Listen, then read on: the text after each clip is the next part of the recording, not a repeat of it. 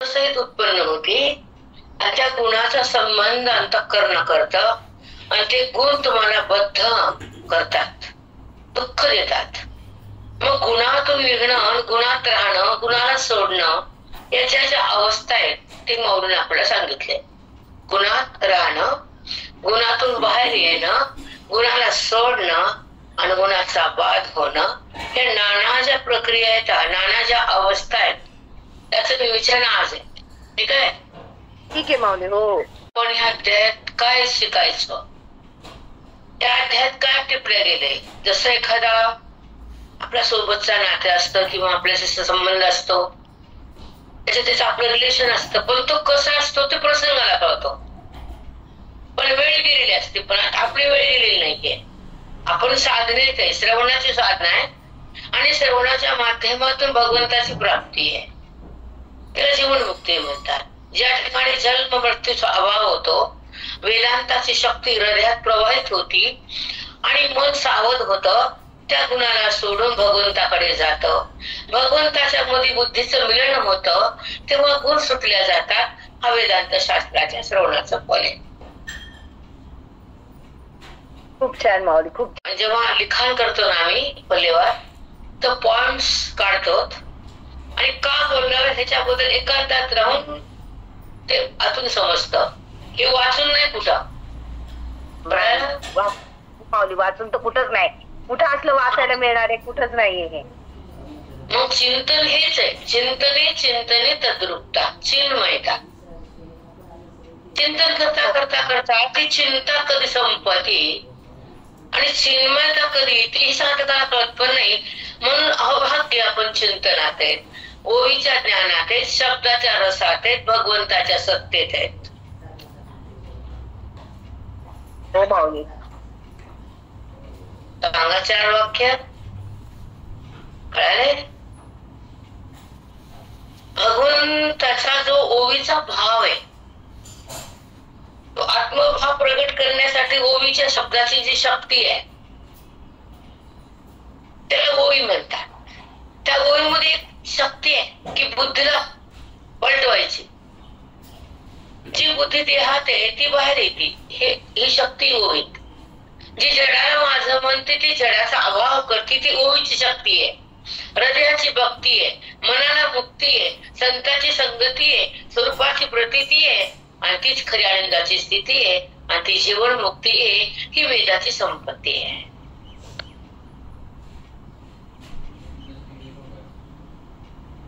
तिचा प्रयास.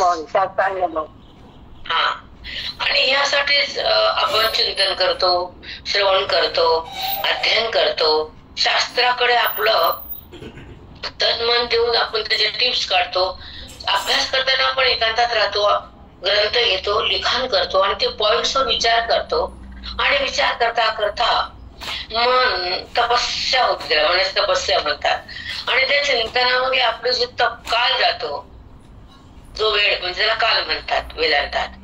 मग त्या कालातून त्या प्रलय होतो हा जगताचा, म्हणजे ते नाही असा निश्चय होतो.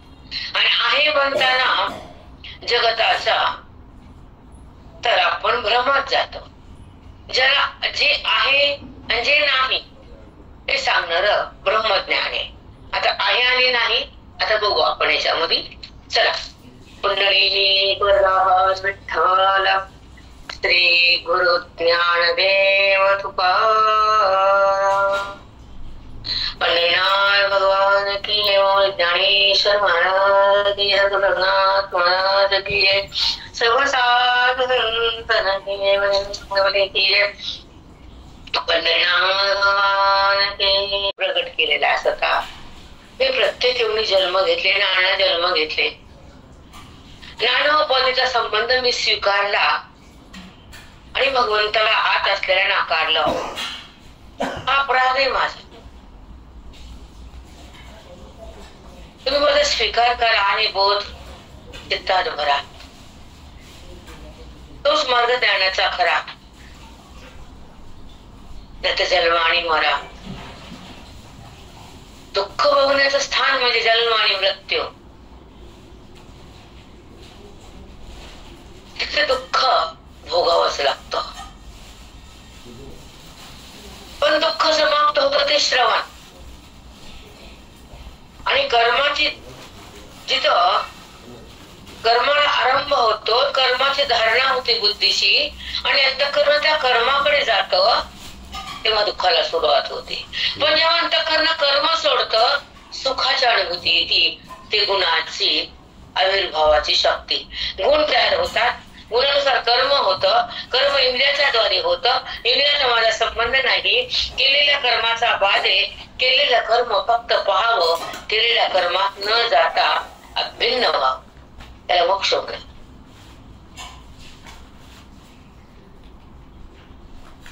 मोक्ष म्हणजे माऊली. हा बेटा, मग हे तुम्हाला सांगायला बोलले आधी. मोक्ष म्हणजे काय, त्याची ही परिभाषा आहे. ही स्थिती अंतःकरणाची, ज्या इंद्रियाच्या द्वारे जी क्रिया होती, कर्मेंद्रिय कर्म करतात आणि त्या इंद्रियामध्ये त्या गुणाची उत्पत्ती होती आणि त्या गुणानुसार ते कर्म होतं. तमोगुणाला आतून कुणाला भांडा वाटतं, मधून चिंता येते, मन कसतरी मूड होतं, काहीतरी विचार घाण तयार होतात, अस्वस्थ होतं, बैचेन होतं, बिमारीला सुरुवात होते. तमोगुण मन स्थिर नाही, मन धैर्य नाही, मनामध्ये स्थायी भाव नाही, मन प्रसन्न नाही, मन दुःखी कसते आहे, निगेटिव्हिटी तयार होते इंद्रियामध्ये, देहामध्ये बॉडी खराब होती, रोग बिमारी सुरू होता. याचं मेन कारण आहे आमचं अध्यात्म बॉडीला पण सांभाळतं, आमचं अध्यात्म जगण्याला पण, जगणं कसं जगावं हे पण शिकवतं. आमचं अध्यात्म मनाचा समतोल राखतं, आमचं अध्यात्म भगवंताची भेट घालून देतं, आमचं अध्यात्म दुःखाचा नाश करतं, दुःखाचा नाश अध्यात्मामुळे. अधिदैविक, आध्यात्मिक, अधिभौतिक, या दुःखाचा नाश आमचा अध्यात्म करत. म्हणून अध्यात्माचं चिंतन भाग्यवंताला मिळतं. त्याच्यामध्ये फक्त अंतरंगता आहे, त्याला अध्यात्म म्हटलंय. जिथं बहिरंगता आहे, अंतःकरण शुद्धी म्हटलंय. पण बहिरंग काय आहे, अंतरंग काय आहे, कुठपर्यंत बहिरंगाची परिसीमा असते, अंतरंगामध्ये कसं जायचं, स्वतःला कसं पाहायचं, वेदामध्ये कसं राहायचं, अनुभूतीला कसं घ्यायचं, एकरूप कसं व्हायचं, अद्वैताची संग कसा करायचा, वृत्तीचा भंग कसा करायचा, गुणाचा रस कसा टाकायचा आणि भगवंताची ओळख कशी करायची, हे संतापाशी गेल्यावर शिकायचं.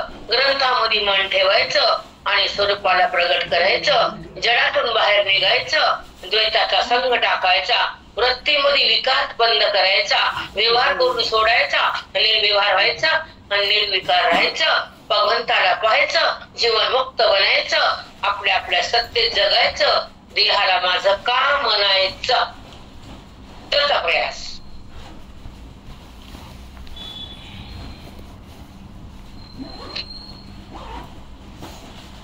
इथं आलो कशासाठी, हिला बुद्धी जागृत होती, स्वतःची ओळख होती, ही खरी आत्मस्थिती. त्या ठिकाणी आनंदाची प्रतीती, उद्भूत होत आनंद, तिथे उद्भूत प्रगट आणि उद्भूत आणि उद्भूत आनंद आहे पण माहित नाही, आणि आनंद भोगता आला, आनंदाची भेट झाली, प्राप्ती झाली. आनंद आहे माहित नाही आणि उद्भूत आणि उद्भूत. इतके सुंदर शब्द आहेत ना, पाठात ऐकलेले आहेत. हे काही आम्ही पाठ नाही केले, आम्हाला कोणी भांडवल दिले नाहीये, हे आमच्या संतांचं भांडवल आहे. एखादं एक रिलेशन असतं, त्याच्या मनामध्ये काय ते दडलेलं असतं, ते प्रसंगानुसार कळतं आणि उद्भूत असतं, झाकलेलं असतं. पण तेव्हा जेव्हा तो समोरून सांगतो की मी असं करणार नाही, तुझं नाही ऐकणार, तर ते उद्भूत होतं, त्याचा विचार आपल्या समोर येतो.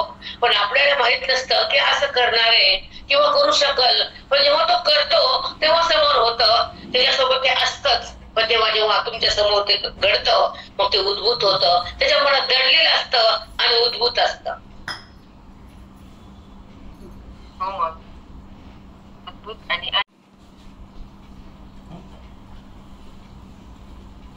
दृष्टांत तुम्हाला कळालाय की नाही, पण मी सांगायचा प्रयत्न केला. ज्याला समजेल त्याला समजेल. लक्षात आणते. आपल्या मनात की असं करणार नाही, असं वागणार नाही, असं आपल्याला बोलणार नाही, की आपल्याला दुःख देणार नाही, ह्याच्याकडनं आपल्याला त्रास भोगायला मिळणार नाही, असा जो आपल्यामध्ये एक भाव तयार असतो, विश्वास असतो. पण तो विश्वास खरा नसतो, कारण तो विश्वास तेव्हा खोटा ठरतो, तो व्यवहार तसा होतो आणि उद्भूत. आणि जेव्हा उद्भूत होतो तो व्यवहार आणि मग आपण तर त्यांच्यावर विश्वास टाकला आणि ह्यानं विश्वासाचा घात केला. हे व्यवहार झाल्यानंतर कळतात. तसं परमार्थाचा हा जो सत्संगाचा जो भाव आहे, व्यवहार नाही, ज्यामध्ये ज्ञानेश्वरी मनाला अवगत होते, कळू लागते. अवगत होणं म्हणजे कळणं. तेव्हा संसार कळणं बंद होतो, जात नाही संसाराकडे, मन व्यवहार होतो, पण त्या व्यवहाराचा परिणाम होत नाही. लक्षात ठेवा, व्यवहार होणं आणि परिणाम न होणं, विवर्त म्हणतात त्याला, विवर्त. मग तुम्हाला मी मागच म्हणलं, आपण आनंदीला सगळे वाद घेऊ,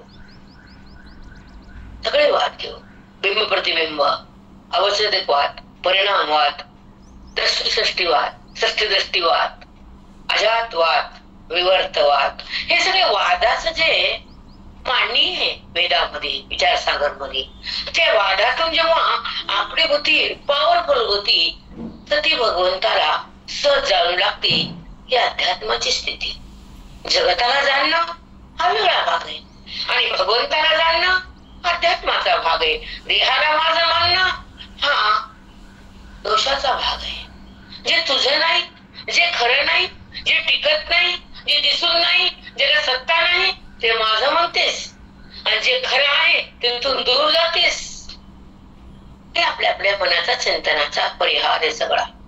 आतून मन बोलतं, बापरे खरंय गीतेचं, खरे सांगतं महात्म्याचं, की आपण ज्याला नाही तर आहे केलं आणि आहे तर नाही केलं आणि दुःख पदरात आलं, मन भ्रमात गेलं, वासनेचा अंकुर आला, अविद्या डोक्यावर आली, ब्रह्मविद्या तर काहीच माहित नाही आणि अविद्या तर आपण पाळली, तिला आपण पाणी घातलं आणि ब्रह्मविद्या तर माहितच नाही आणि त्या अविद्येनं पछाडलं, दुःखात मन सडलं.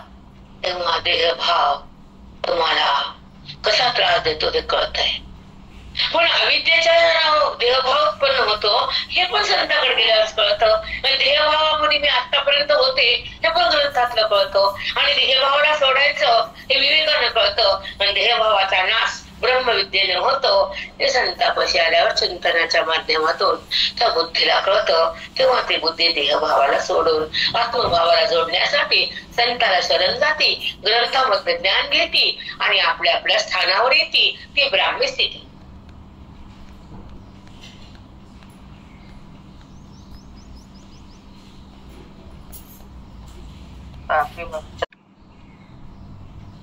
ब्राह्मी स्थिती काय, देहस्थिती काय, भ्रांतीची स्थिती काय, दुःखाची स्थिती काय, अनर्थाची स्थिती काय, ब्रह्माची स्थिती काय, जगताची स्थिती काय, व्यवहाराची स्थिती काय, कर्माची स्थिती काय, पुण्याची स्थिती काय, ह्या स्थिती आहेत ना सगळ्या अंतःकरणाच्या.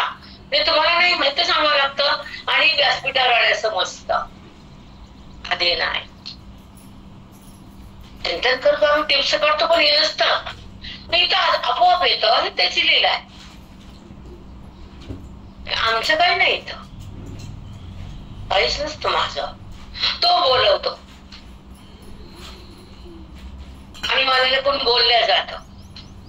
म्हणून 7ची वेळ कधी येईल, प्राण कासायच होतो आमचा. प्राण आवडला की नाही, 7 वाजले धसकीच असते.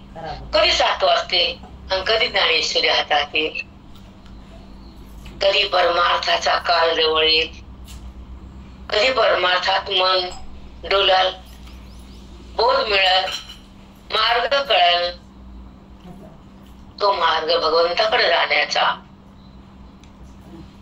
त्या मार्गावर बुद्धी जाती सत्संगातून, भगवंताची प्राप्ती होती वेदातून, तो मी कळतं बोधातून, मन सावध होत श्रवणातून, मन राम होत अध्यात्म शास्त्रातून.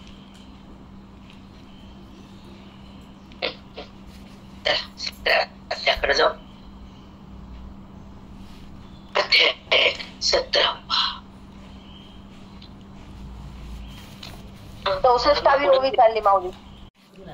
अध्याय 17 ओवी 64 आणि 64 ओवीमध्ये भगवंतानं काय बोध दिला माऊलीनं, त्या जगतातल्या जीवाला काय जाग केलं, काय बोलले माऊली हे बघू आणि ते पटवून घेऊन पुढे जाऊ. मोडोनी सत्वाची त्राये रजोगुण आकाश जाये, तेव्हा त्याची श्रद्धा होय कर्म केर सुनी. देवची ती श्रद्धा होय कर्म केर सुनी.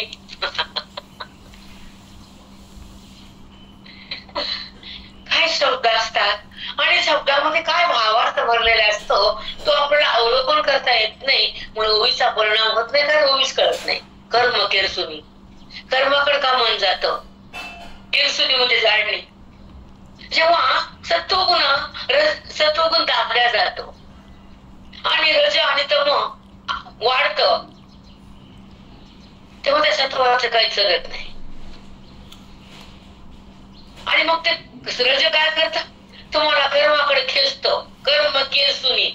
मग हे जे जगातले आजकालचे लोक ते कर्मात आहेत ना, त्याचं कारण हे सत्वाला दाबलेले रजानंत तमानं, सत्व संपलेले, सत्वाची उद्भूती नाही, सत्वाचं काही चालतच नाही, म्हणून रज आणि तम, रज गेले उडून आकाशात. बघा हे मस्त आहे, ऐका. मोडवणी सत्वाची त्राये, सत्वगुण जे असतो ना तो जास्त वाढलेला असतो, तेव्हा रज आणि तम मुंडकवरी काढत नाही. पण जेव्हा सत्व कमी होतं, त्याचं सामर्थ्य कमी होतं का, तर त्या ठिकाणी तमाची वाढ होती. तुम्ही तमाला वाढवता, तुम्ही रजामध्ये जाता आणि सत्व त्या ठिकाणी त्याचे सामर्थ्यहीन होतं, शक्तीहीन होतं ते, मग ते काहीच करू शकत नाही. त्याला दाबतात हे दोघ जण, तम आणि रज. मग ते त्याच पॉवर कमी झाली. आता पुढे बघू. रजोगुण आकाशे जाय,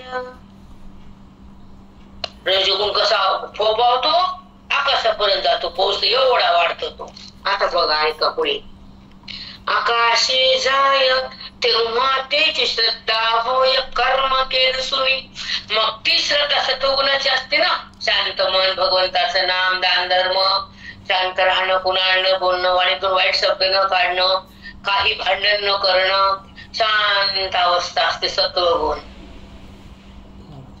मग त्या सत्वगुणाची श्रद्धा थांबली, रज श्रद्धा वाढली, तमाची श्रद्धा वाढली. मग ती सत्व थांबलं आणि तमाची रजाची श्रद्धा वाढली. मग ती रजाची श्रद्धा काय करते, कर्म केरसुनी. कर्म करा, कर्म करा, कर्म करा, पाप करा, पुण्य करा. कर्म केरसुनी म्हणजे जाणणे शब्द किती कसला वापरलाय. अभिमान शांत वाचा म्हणतात ते सुद्धा वाचता येत नाही. ओवी स्वरात घ्या आणि ओवीला प्रेम करून वाचा. ओवी तुम्हाला अमृत देते, भरा भरा टरा टरा. काय त्या वाचण्यात काय अर्थ आहे का, काय गोडी का प्रेम, काही माती नाही, काय नाही. आता ज्ञानेश्वरी घेतल्यावर कसा स्वर लागला, बेधुंद मन भाव स्वरामध्ये, ओवीमध्ये बेधुंद होते का, लागतं का ओवीला स्वर. माती माहित नाही स्वर म्हणजे काय आहे ते, बेसूर सगळं. ओवी छान स्वरात घ्यावी. ऐका. त्याची श्रद्धा होय कर्म केरसुनी. मग ती श्रद्धा सत्व सामली, रजाची वाढली. मग ती बाई भर घरात अशी काम करती, अशी नाचती, अशी आरडती, अशी बोलती आणि अशी भांडती. कारण रज वाढलं, सत्व वाढलं, तम वाढलं. तत्व कुठे, ती बेभान जे दसरा येऊ द्या, बाया कशा करतात बघा. काय गेल्या जमान्यात एक पहिलं सांगते जुन्या काळात. आताच काय कशाचं दसरा, कशाचा पत्रा काही राहिला नाही. कारण तिची श्रद्धा होय कर्म केरसुनी.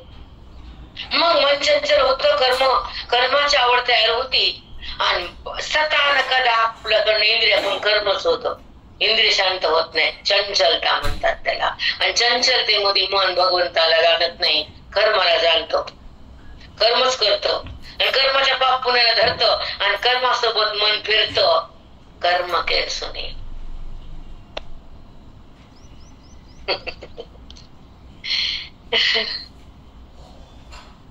किती छान वाढली, तमाची जास्त भक्ती वाढली. भांडा वाटतं मग कुणाला बी फडा फडा फडा बोलायचं आणि ते सुख भोगायचं. पण आपण दुसऱ्याला दुखवलं हे महापाप आहे. तर तमोगुणी लोकांना कळतच नाही. त्याला वाटतं झडपून काढायला नाही यांना, ती मुंडकं वरी काढत नाही का नाही, पण तुझे पापाचे हंडे भरायले. लक्षात ठेव, ते पाप जर एकत्र झालं तर काही मान तुला भोगावं लागणार. लक्षात ठेवायचं, सत्वगुणी लोकांना त्रास द्यायचा नाही, तुझा तमाचा पगडा तिथे झाडायचा नाही. पण अशा लोकांना कळत नाही की त्या लोकांना विनाकारण त्रास द्यायचा. काही गुन्हा नसताना शासन हे कलिकालाच आहे. आजकालची पिढी आहे, आजकालचं हेच आहे की तमोगुणाचा ना फडाफडा फडाफडा बोलणं आणि शब्दाचं सुख घेणं. मी कसं बोलते, मुंडकं वगैरे काढू देत नाही, तुझं मुंडकं कापते दे, थांब जरा जरा थांब. तो कोणी माणसाला, परमार्थिक लोकाला कधीच छळवणे, कधीच नाही, कुणीच नाही. कारण त्यांची जी अवस्था आहे खूप सुंदर आणि खूप अगाध अवस्था असते. म्हणून शांत राहायचं. कारण ही साधना श्रवणाची सगळ्यात परमार्थ उच्च टोकाचा आहे. तर इथं वेद आहेत, इथं सरस्वती आहे, इथं सगळ्या देवतांचं अधिष्ठान आहे. साधन आहे आमचं अध्यात्म, साधन आहे. गीता म्हणजे लहान आहे का? होळी म्हणजे महान आहे, होळी लहान नाही.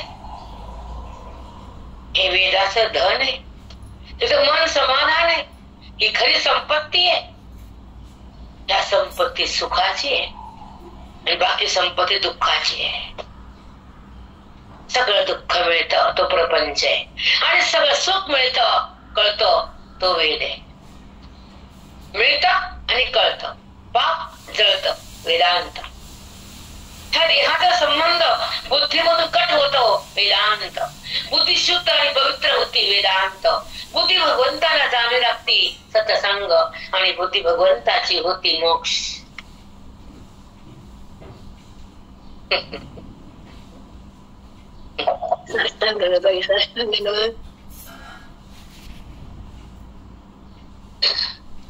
खाली वापरून कर्म केरसुने झालं. मग तमाची उठी आगी. आता रस सांगितलं काय करत ते कर्म केरसुने. रजानं केलं त्याचं काम. आता तम काय करतो? आग आग म्हणजे भडका. पोळ्यावर कसं होते, कसं होते पोळ्यात आग. तसं तमोगुणी लोकांचे शब्द, त्यांचा व्यवहार, त्यांची वाणी, त्यांची वाचा, आबा इष्टाला हात लावा म्हणजे तमोगुणी माणसापाशी राहावं. लांब जरी गेलं तर इष्ट्याची उभा अंगाला लागतेच वाफ. त्याचा धूर डोळ्यात जातोच, डोळ्यातून पाणी येतच. कारण अग्नीपासून धूर आहे, डोळ्यात गेला, त्याचा फवारा आला, गरमी झाली, वाफारा. अग्नीचा वाफ बाहेर गरम येते ना. पण तमोगुणाचा संघ म्हणजे अग्नीचा संबंध आहे.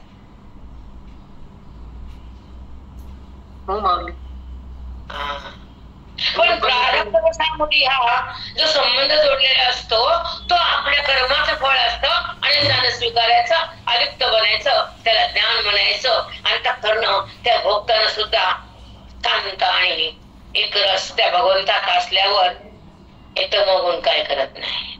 आपण कमी पडतो, आपली शक्ती वाढवावी, आपलं तपश्चर्या वाढवावी. आपलं भगवंताला आळवावं आणि भगवंताच्या सोबत जगावं, तमोगुण काही करत नाही. आपण देहासोबत आहे, तमोगुण तुम्हाला गाड्याशिवाय राहत नाही. त्याचं वाप लागतेच त्या अग्नीची. धूर तोंडात जातो, डोळ्यात जातो, जातो काय धूर? हो माऊली, किती सुंदर सांगितलं. साष्टांग जातोच. काय करावं काय नाही, आणि संबंध आला तरी प्रारब्धानुसार आहे. किती छान सांगितलं माऊली. चला मग तमाची उठती आगी, मग तमोगुणाला आग उठते. अंतःकरणामध्ये खूप त्रास होतो, भयानक. तमोगुण त्रास देतो, आग होती आग. आग तुम्हाला माहिती कशाने होती? अग्नीची आग असते. तेव्हा त्याची श्रद्धा भंगी, हा लागे भोगा लागी भलती या. मग हा तमोगुण काय करतो?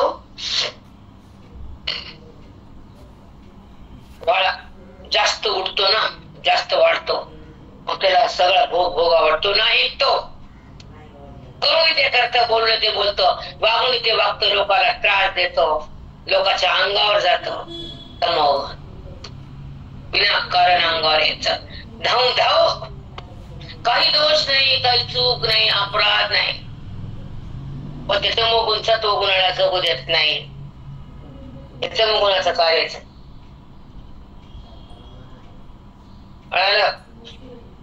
हो माऊली. अवघड आहे. मग भोग भोगायची इच्छा होती, नाना भोग, नाना विषय, नाना वासना, नाना पाप तमोगुणातून उत्पन्न होत.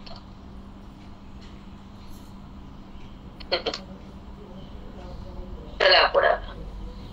आता अध्याय 17वा आणि श्लोक 3वा लागलाय आणि ओवी 66 आहे. लक्ष द्या. सत्वानुरूपा सर्वस्य श्रद्धा भवति भारत, श्रद्धां योऽयं पुरुषो यो यच्छ्रद्धस्स एव स. आता एका शब्दाचं निरूपण करू आपण, आणि काय काय सांगितलं भगवंताने श्लोकातून तसा जाणण्याचा प्रयत्न करू. चला खाली.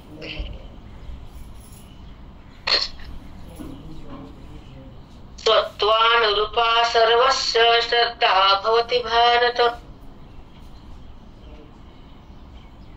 श्रद्धयां योऽयं पुरुषो यो श्रद्धस्स एव सः.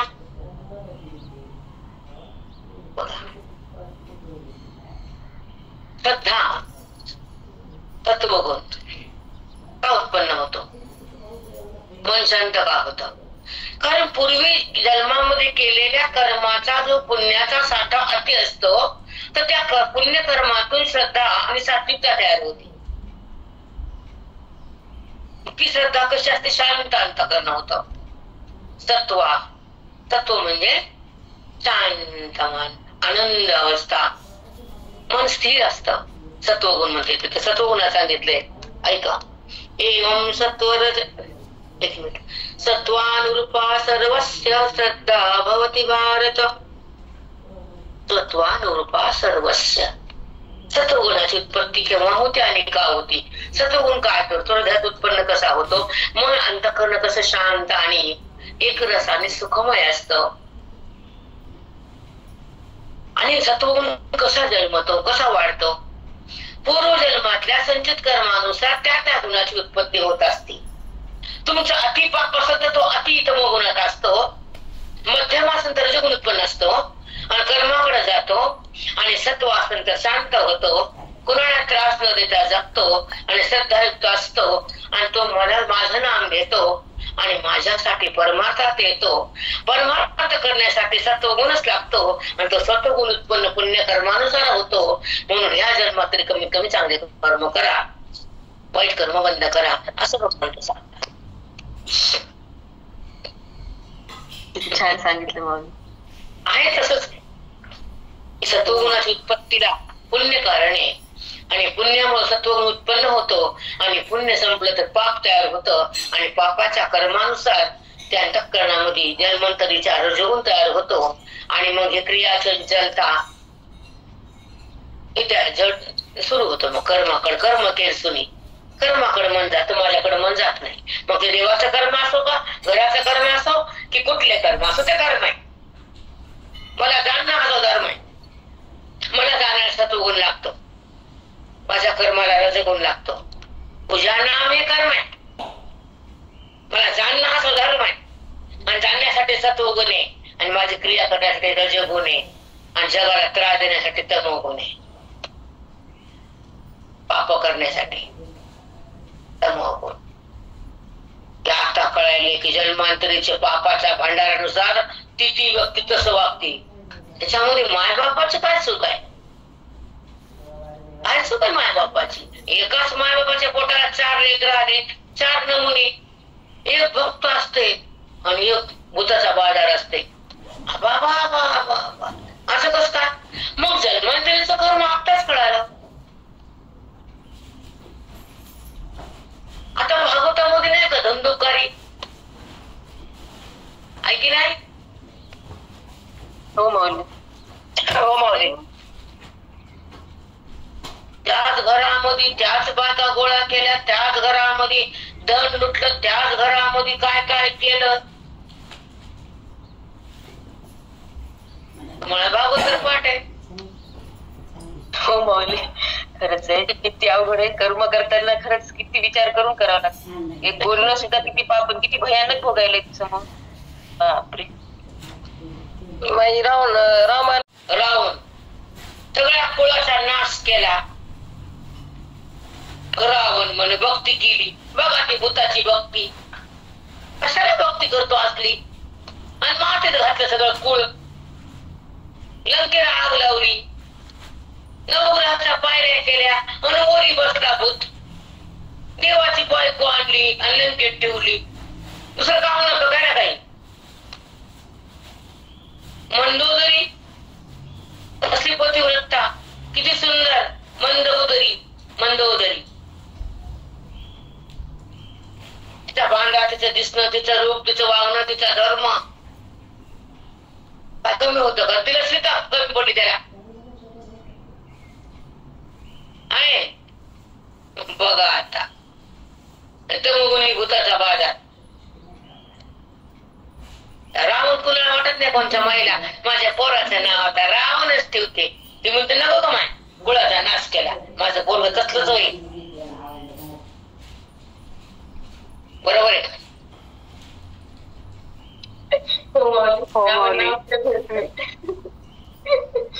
म्हणजे तमोगुणी श्रद्धा म्हणजे रावण. लक्षात ठेवा. ते अंतःकरण त्या गुणात आहे असं ओळखायचं. ती श्रद्धा असली की ते गुण उत्पन्न होतो, आणि त्या गुणापासून तो व्यवहार होतो, आणि त्या व्यवहारानुसार ती अंतःकरणाची स्थिती तयार होती. असं तू ओळखून घे, असं भगवंत आढळला. मस्त आहे बरं का, खूप सुंदर चिंतन आहे. तसा तशा गुणानुसार तशी तशी श्रद्धा, तसं तसे गुण, तसं तसं कर्म, असा असा आहे असं भगवंत एव सहा असं बोलले. काय शब्दात मस्त, इतकं छान आहे. सखोल आणि शांत वाटतो. सकाळचं वगैरे झाडून काढलं, मुरुस्त पारायण केले. म्हणलं हो, म्हणलं बाई काय हाताला नाही. म्हणलं मला हाताला काही नाही. आपण नीट करायचं म्हणलं. 108 केले, 1000 काय करतात हो म्हणलं. झाड वडाचे 80-90, आणि हातात काय काय नाही. अवस्था काय, नुसती वाईट अवस्था. आणि अवस्थेत हे पडला, आणि ते संस्कार जडले. पुन्हा तेच अधोगती, तेच संतती, आणि तेच संवासना, आणि त्याच घरात जायचं, आणि तेच पुन्हा गुण उत्पन्न करायचे. रामा काय केलं म्हणलं तुम्ही. काय संसार, मनुष्य तर संसाराचे हाव. थोडा तरी काळ परमार्थामध्ये मन स्वच्छ, निरामय, अलिप्त, आणि भगवंताच्या प्राप्तीसाठी सगळं कचरा बाजूला काढायचा, एकांतात राहायचं, अलिप्त व्हायचं, आणि त्या भगवंतासाठी जगायचं. त्याच्या प्राप्तीलाच आपण आयुष्य वेचायचं. हे आता बाजूला काढायचा संसार. एवढं कळू नये का बायकांना. 80-85 वय पुढे त्याचं वय, तरी मी संसारच बाबा. आणि आम्ही श्रवण केलं, काय काम आलं, काय परिणाम काय, काहीच नाही. अवघड आहे. एक ओळी कळणं, एक श्लोक सांगता येणं, अवस्था ज्ञानाची बघता येणं, काहीच नाही. देह पडायचा तयारी करा ना. आयुष्य संपले, आपल्या आपल्या जागी या ना. तो संपत आलेत, अधिकार वाढवा ना. श्वास थांबण्याच्या आधी आपलं काम होत का, मोक्षाचं, पुण्याचं, दानाचं, धर्माचं सगळं काम उरकणं पटापटापटा. आता पाहुणे मध्ये आपण सगळे तयार होतो, बोललो तयारी, आणि मग सगळं नियोजन झालं तर मस्त वाटतं. कुठे काही कपडे नाही, कुठे काही चुकलं नाही, छान झालं, आनंद वाटतो. तसं तयारी करा ना. देह पडायच्या अगोदर विवेकाची उत्पत्ती, सतसंगाची स्थिती, मोक्षाची प्राप्ती, परमानंदाची अनुभूती, ही तयारी आपली.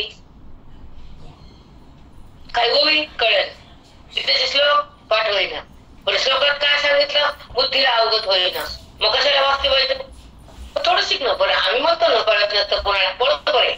आम्ही काय म्हणले, आम्ही काय कुठले कोणतेच मार्क केले का, प्रयत्न करा ना. श्लोकात काय आहे, ओवीत काय आहे. आम्ही आता कसं 13 पर्यंत आलो, नाही शिकले नाही, कधीच शिकले नाही, कधीच नाही. मग काय आहे, मग प्रयत्न, कष्ट, त्याची सेवा, त्याच्याचं टाइम द्यायचा, अभ्यास करायचा, लिखाण करायचं, वाचन करायचं, पुन्हा पुन्हा भगवंत सगळं द्यायला. 17 पर्यंत आलो, कुठं रुकलं का, एक अध्याय राहिलाय. सगळा संसार म्हणजे तिथंच राहायचं, आणि त्याला माझं म्हणायचं, आणि त्याला अंतःकरण द्यायचं. सगळं द्या, अंतःकरण देऊ नका. सगळं काय द्या, संसाराला पाल द्या, मन नका देऊ त्यांना. चिंध्या करतात मनाच्या, चिंध्या तुकडे करतात मनाचे तुमच्या. मन भगवंताला द्या, ग्रंथाला द्या, ओवीला द्या, नामाला द्या, भक्तीला द्या, ज्ञानाला द्या. आणि देता येत नाही मरा, मग देता येत नाही तर शिकायला द्यायचं. संसाराला कसं देता, मग हे माझं पोरग, तुझं पोरग काय करते, ओतते पाणी मेऱ्यावर. तुमचं काय करते, जिवंतपणे मोक्ष हातात देते, सुख देते, सुख. कोणी सुख द्यायला रिकामे नाही. आणि माझं कोण स्पष्ट आणि खरे, पण तुम्हाला पचत नाही, मी काय करू, न पच ना.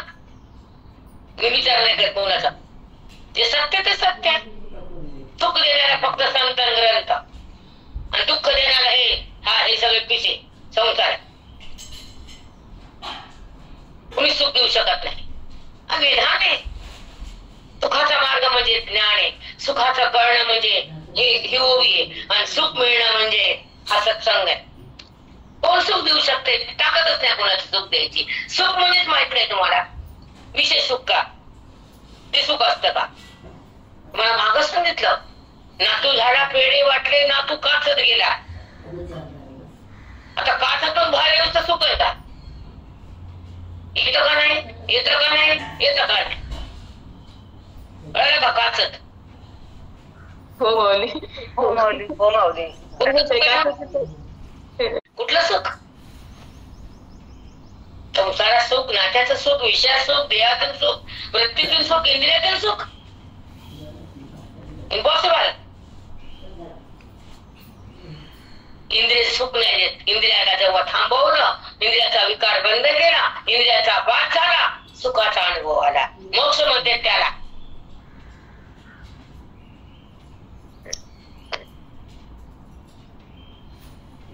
चला, हे कळायचा संयोग होतो. मन म्हणतो इंद्रियाकडे जायचं, इंद्रिय म्हणतो आंबा खायचं, आणि आंबा खायला चोऱ्या करायचं, पैसे नाहीत, लोकांचे पैसे चोरायचे, आंबे खायचे. रूपांतरण बोलावं लागतं. खरं बोलले अंतर की तुम्ही आम्हाला रूपांतरण बोलावं लागतं. हा, मन म्हणतं सोनं घ्यायचं, टाकू कोण, चोऱ्या करायच्या, करा, घ्या सोनं, गाडा, चोर मारते रेल्वे.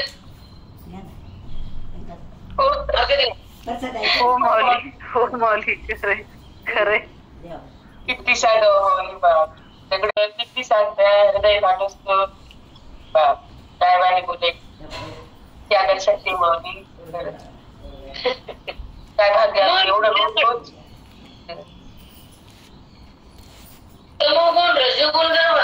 इंद्रियामध्ये मनात उत्पन्न झाला तर मन त्या गुणाचा युक्त झालं, मन गुणाशी संयुक्त झालं, इंद्रियामध्ये विकार झाला, विषयाकडे धावत गेलं, कर्म वाईट झालं, भोग वासना तयार झाली, वृत्ती विकारात गेली, ज्ञानाची संपत्ती कुठं आली, भक्ती तर वाया गेली. कारण विकार आहे ना अंतःकरणात, संबंध विषयाचा आहे. देवाचा कुठं संबंध आहे? परमात्म्याचा संबंध कुठे मनाशी? संबंध जगताशी आहे, पण जगताचा भाग ज्ञानाशी आहे. ज्ञानाने जगताचा भाग होतो आणि मन भगवंताशी एक होतं, तेव्हा हा संसार दिसून नाही वाटतो, मिथ्यात्व हा प्रगट होतो, सत्य परमात्मा बुद्धीत येतो, आवरण निघून जातं, मन प्रसन्न होतं, ईश्वरामध्ये लीन होतं. तेव्हा कुठला विकार आणि कुठला आकार, तो सदा सदा आकार, त्यामध्ये ज्ञानाचा आविष्कार, तोच खरा भक्त आणि तोच खरा मुक्त.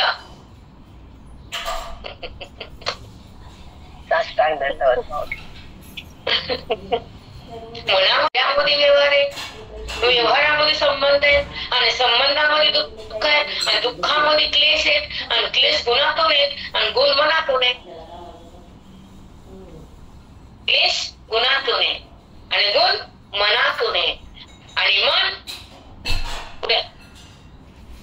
पापा ते म्हणून तयार झाले. मन सत्संगात राहू द्या, मन श्रवणात येऊ द्या, पाप भस्म होत, देव राग होता. म्हणून तर श्रवणाची भक्ती आहे, म्हणून तर प्रसन्नताची संगती आहे, म्हणून तर आत्मस्थिती आहे, म्हणून वेदाची संपत्ती आहे, बुद्धीला आत्मस्थिती आहे. इमान पुण्य सत्संग आहे. याच्या पुढे जगातलं कुठलंच पुण्य नाही, सगळं शून्य याच्या पुढे. तुम्ही माना नाहीतर न माना, आम्ही हेच ऐकले, आम्हाला हेच माहिती आहे, आम्हाला हेच कळतंय, आम्हाला हेच सांगता येते, आम्हाला बाकीचं काही माहित नाही. साष्टांग दंडवत माऊली, कोटी कोटी प्रणाम. खरंच माऊली हेच आहे, त्या पलीकडे काहीच नाही माऊली, कुठंच काही नाही जगाच्या पाठी. याची बराबरी कोणच करू शकत नाही. अद्वैतशास्त्राची, सत्संगाची, आत्मबोधाची, सुखाच्या प्राप्तीची, दुःखाच्या निवृत्तीची, परमात्म्याच्या प्रतीची फक्त हीच सत्ता आणि हीच जागा आहे, आणि हाच बोध आहे, आणि हाच वेद आहे, आणि हीच ओवी आहे. मनाला फक्त सुख द्यायची, मनाला फक्त सुखाची संपत्ती देती ती ओवी. बाकी किसके बस की बात नहीं, सुख देने का नाम किसके पास नहीं. कोई दे सकता नहीं सुख, किसके बस की बात नहीं है वो सुख देने की और तुम्हारे लेने की. कुछ अवस्था नहीं. क्यों? व्यवहार आहे, व्यवहारात सुख नाहीये, व्यवहारात माया आहे, आणि व्यवहार संपल्यावर तो आहे. रामकृष्ण हरी. साष्टांग दंडवत माऊली. म्हणून तर हरितो आहे तर शिकाय ना. विषय तो त्यांचा झाला नारायण, नवरे जनन माता पिता.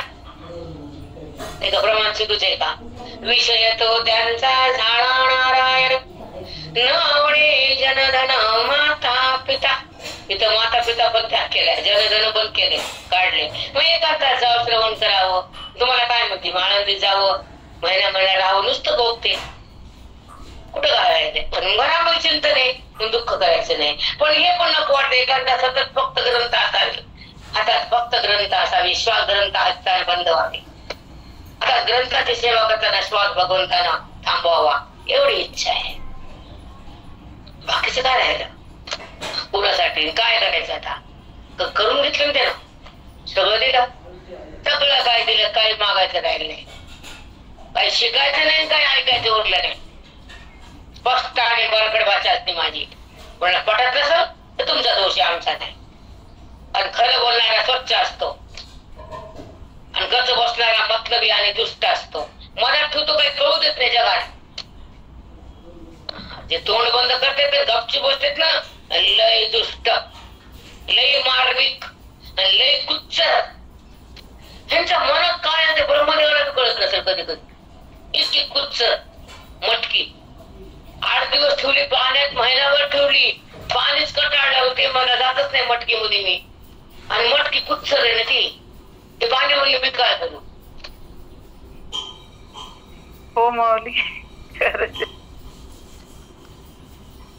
हे आत्या गाठीचे लोक गच्च बसते, थांबलं ते लोक.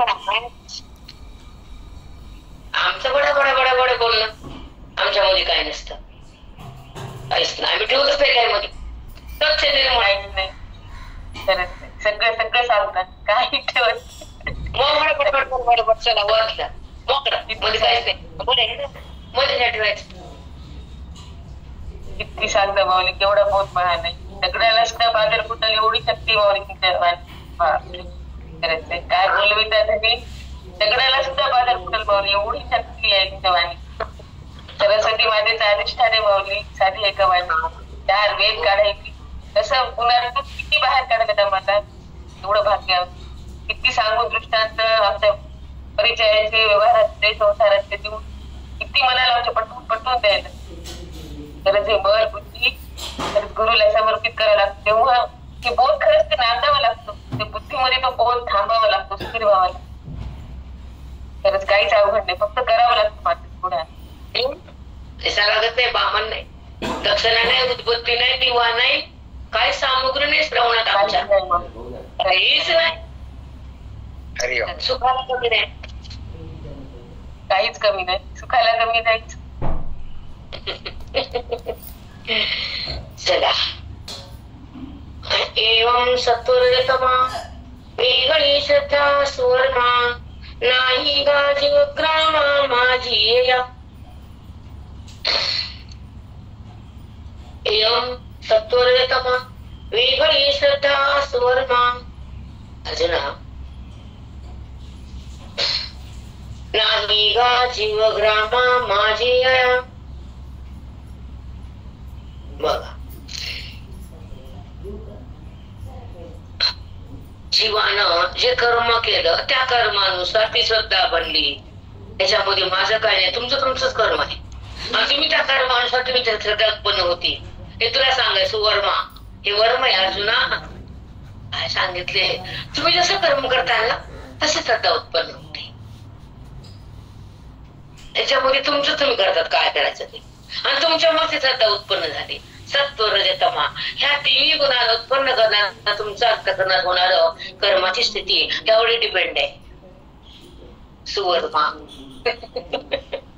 किती मस्त आहे बघा.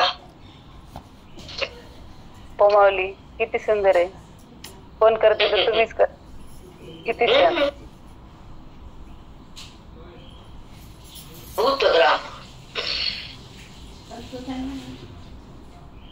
त्या गुणाहून ही श्रद्धा वेगळी नाहीये, गुणाने श्रद्धा एकत्रच असतात असं भगवंत म्हणाले. म्हणून श्रद्धा स्वाभाविक असे पै त्रिगुणात्मक रजतमा सात्विक भेदी. ऐका अर्जुना, म्हणून श्रद्धा स्वाभाविक, ही श्रद्धा आहे ना सत्व गुणाची तमो गुणाची, हे स्वभाव प्रगतीमुळे उत्पन्न होतात, आणि त्या त्या गुणानुसार ते कर्म होतं, आणि त्या त्या कर्मामध्ये मन जातं, आणि त्या त्या गुणातून ती उत्पन्न होती. ही अशी 3 श्रद्धा आणि 3 गुण, आणि त्यातून ते कर्म, तुमच्या गुणाची अगदी उत्पत्ती त्या श्रद्धेची. हे तूच करतोस, त्यात मी नाही. कसं सांगितलंय बापरे बाप.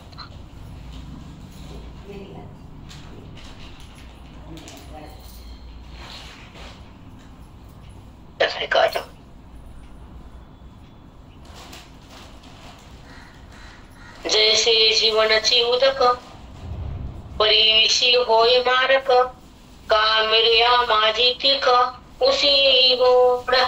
जैसे जीवनाचं उदक, त्या जीवनामध्ये उदक म्हणजे पाणी आहे, त्याच्यावर आपलं जीवन आहे, पण तेच पाणी उसाकडे गेलं गोड बनतं, मिरचीकडे गेलं तिखट बनतं, विषामध्ये मिसळलं ते पाणी विषयुक्त बनतं. तशी वृत्ती तुझी ज्या ज्या गुणात जाईल तशाने युक्त बनती. सत्वाकडे गेली की सत्व श्रद्धा, तमाकडे गेली की तमा श्रद्धा, रजाकडे गेली की रजोमय झाली. तसं तसं बनलं पाण्याचं रूप. पाणी स्वतः स्वभाव तसा नाहीये, पाणी छानच आहे, पण ते उसामध्ये गेल्यावर गोड बनतं पाणी उसामुळं. विषाकडे गेलं की विषामुळं मारक बनतं विषामुळं. जसं वृत्ती बदलती, गुण बदलतात, श्रद्धा बदलती गुणामुळं. साष्टांग दंडवत माऊली, खूप छान. किती छान पटून दिले बघ काही माऊलीच होऊया आपलं काय फक्त आपण थोडं परिवीक्षी होय मानक का मिरिया माझी तिख ऊस गोड. मिऱ्यामध्ये तिखट बनलं ते पाणी, ऊसानं ते पाणी गोड झालं. पाणी पाणीच आहे पण ऊसामध्ये गेले की गोड झालं. तैसा भोवसे तमे जो सदाची होय निमे एक श्रद्धा परिणमे तेच होणे. तैसा भोवस तमे जो सदाची होय निमे. जो तमोगुण वाढला त्या तमोगुण सदा राहतो. तमोगुण जसा वाढवला त्यानं कर्मानुसार वाढतो. त्याला माहित नसतं मी कर्म वाईट केले म्हणून तमोगुणात त्याला माहित नसतं. मग त्या तमोगुण वाढला तो तमतच राहतो. मग काय होतं पुढे? तो सदाची होय निमी तिथंच असतो तो. तेच श्रद्धा परिणामे तेच होणे.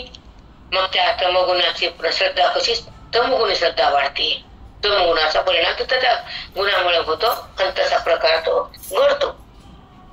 मग काजळा आणि मसी न दिसे विवंचना जैसी देवी श्रद्धा तामसी सिनी नाही. काजळ आणि काळशाई काळी दोन नाहीत. तसं तमोगुणामध्ये गेल्यावर काय होतं हे भगवंत सांगण्यात ऐका डबल सांगते. मग काजळा आणि मसी न दिसे विवंचना जशी. काजळ आणि शाई काळी त्याच्यामध्ये फरक दिसत नाही. तसं तमोगुणी आणि तो त्याचं कार्य त्याच्या दोन तो त्याच्यातून बाहेर येतच नाही. कसं येत नाही बघू आता पुढं. तो न देसी विवंचना जैसी वेगळं नाही तर दोन्ही. देवी श्रद्धा तामसी सिनी नाही. तमोगुणामुळे ती श्रद्धा तमोरूपामध्ये पावती. तमोगुणातून तो भिन्न होत नाही. मग तमाचे परिणाम काय काय आहे ते भगवंत पुढे सांगतात. तैसीची राजसी जीवा तैसीच राजसी जीवी रजोमय जाणावी सात्विका अगवी सत्वाची. जशी तमोगुण वाढला की बुद्धी तमोगुणाप्रमाणे तमोगुणी होती. तसं रजोगुण वाढला की रजोगुणासारखी होती. सत्वगुण वाढला की सत्वगुणासारखीच होती. आणि ती श्रद्धा तशी कायम राहते. सत्वश्रद्धा रजश्रद्धा तमश्रद्धा त्यातून ते कार्य तसं दुःख त्याचा गुणाचा परिणाम आणि त्याचं तिचं फळ हे गुणाफळ आहे. मनाचा काही संबंध नाही. त्या गुणामध्ये मन गेलं की ते गुण त्या गुणात आविर्भूत होत होतात आणि तसेच त्याची क्रिया होते आणि त्या क्रियेतून तसं दुःख भोगावं लागतं. असं त्या गुणाचं विवंचना करून ते श्रद्धेचे निरूपण केलं आणि तिन्ही गुणाचं वर्णन भगवंतानं आपल्याला दिलं. म्हणून गुण उत्पन्न होताना त्याला थांबवणं, गुणाचा ऱ्हास करणं, गुणाचा क्रोध थांबवणं आणि गुणाला सारून भगवंताकडे जाणं ही बोधाची किमया आहे, वेदाची किमया आहे. ठीक आहे. तशी काही तर बघू. कुंडली